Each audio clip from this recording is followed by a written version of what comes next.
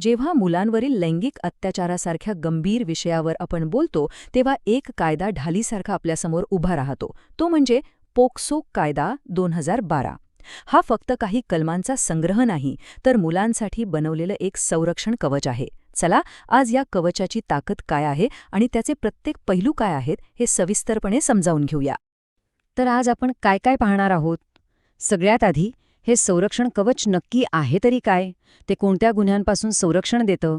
गुन्हेगारांना काय शिक्षा होते? न्यायाची प्रक्रिया कशी चालते? विशेष न्यायालयात मुलांना कोणती वेगळी सुरक्षा मिळते? आणि सगळ्यात शेवटी, या कायद्याचे ते महत्त्वाचे आणि अटूट नियम कोणते आहेत, ज्यामुळे हा कायदा इतका प्रभावी ठरतो? चला तर मग सुरुवात करूया अगदी मुळापासून. या कायद्याचा पाया काय आहे? हे संरक्षण कवच नक्की कोणासाठी बनवलं गेलं आहे? या कायद्याची सगळ्यात मोठी ताकद आहे ना, ती आहे बालक या शब्दाच्या एकदम स्पष्ट व्याख्येत.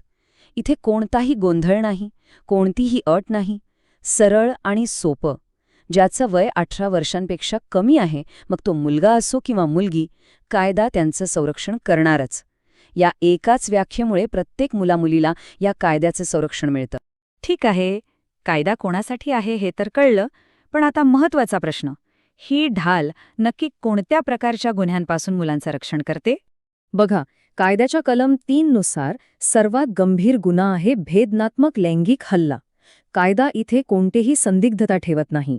मुलाच्या शरीरात लैंगिक हेतूने कोणतीही वस्तू किंवा शरीराचा अवयव घालणं हा या श्रेणीतला एक अत्यंत गंभीर गुन्हा मानला जातो. आणि साहजिकच गुन्हा जितका गंभीर, शिक्षा तितकीच कठोर असणार. सामान्य परिस्थितीतही कमीत कमी 10 वर्षांपासून जन्मठेपेपर्यंतची शिक्षा आहे.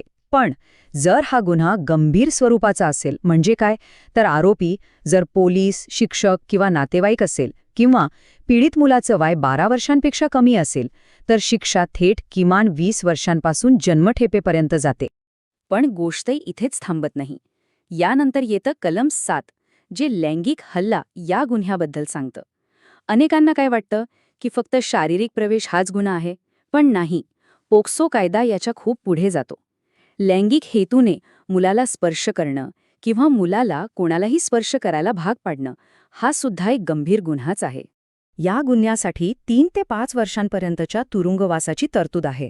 आणि इथेही जर गुन्हा गंभीर असेल, म्हणजे आरोपी कोणी नातेवाईक किंवा अधिकार पदावरची व्यक्ती असेल, तर शिक्षा वाढून 5 ते 7 वर्षांपर्यंत होते.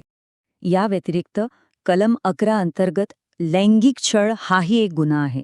यात अश्लील बोलणं, हावभाव करणं किंवा ऑनलाईन छेडछाड करणं या सगळ्याचा समावेश होतो. आजच्या डिजिटल जगात तर हा मुद्दा किती महत्त्वाचा आहे, नाही का? तसंच कलम 13 नुसार मुलाचा कोणत्याही प्रकारच्या पोर्नोग्राफीसाठी वापर करणं हा एक स्वतंत्र आणि अत्यंत गंभीर गुन्हा मानला जातो. तर मग ह्या गुन्ह्यांसाठी शिक्षा काय आहे?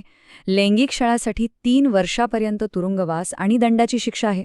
आणि पोर्नोग्राफीसाठी मुलाचा वापर केल्यास पहिल्यांदा 5 वर्षापर्यंत आणि पुन्हा तोच गुन्हा केल्यास 7 वर्षापर्यंत तुरुंगवास आणि दंडाची तरतूद आहे.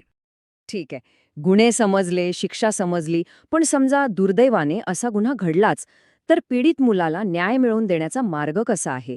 ही प्रक्रिया नेमकी काम कशी करते? आणि इथे येतो या कायद्याचा एक खूप महत्त्वाचा भाग, कलम 19. हे फक्त एक नियम नाहीये, ही आपल्या सगळ्यांची एक सामाजिक जबाबदारी आहे. माझा काय संबंध असं म्हणून चालणार नाही. मुलासोबत गुन्हा घडत असल्याची माहिती असेल तर ती पोलिसांना कळवणं बंधनकारक आहे. आणि जर नाही कळवलं तर कलम 21 नुसार तुम्ही स्वतःच गुन्हेगार ठरू शकता. या प्रक्रियेतला प्रत्येक नियम इतक्या काळजीपूर्वक का बनवलाय, तर मुलाला पुन्हा कोणताही मानसिक त्रास होऊ नये म्हणून. तपास फक्त महिला पोलीस अधिकारीच करू शकते. मुलाची चौकशी पोलीस स्टेशनमध्ये नाही, तर त्याच्या घरी किंवा त्याला जिथे सुरक्षित वाटेल अशा ठिकाणी केली जाते. आणि वैद्यकीय तपासणीही पालकांच्या उपस्थितीत फक्त महिला डॉक्टरच करते. म्हणजे उद्देश फक्त आरोपीला शिक्षा देणं नाही, तर पीडित मुलाच्या मनावरचे घाव भरणं हा सुद्धा आहे. बरं, तपास झाला, आता प्रकरण जातं न्यायालयात. मग तिथे काय? तिथे मुलाला काय विशेष संरक्षण मिळतं?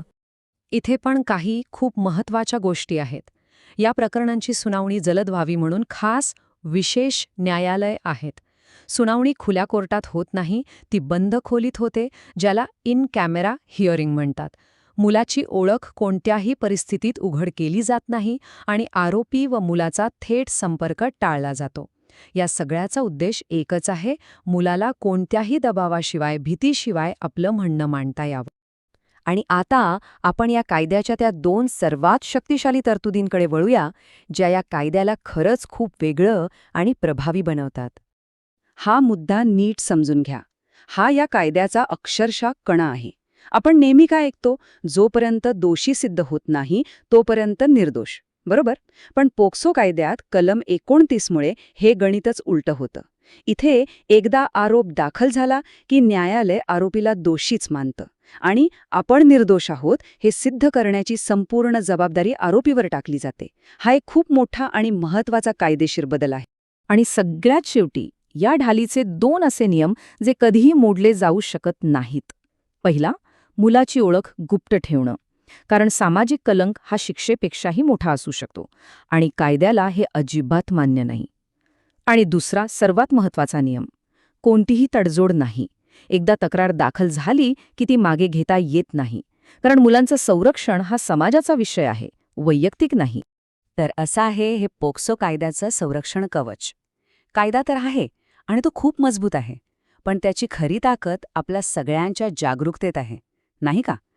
प्रश्न हा आहे की हे मजबूत कवच प्रत्येक गरजू मुलापर्यंत पोचावं आणि त्याचं संरक्षण व्हावं, यासाठी एक समाज म्हणून आपण काय पावलं उचलणार आहोत.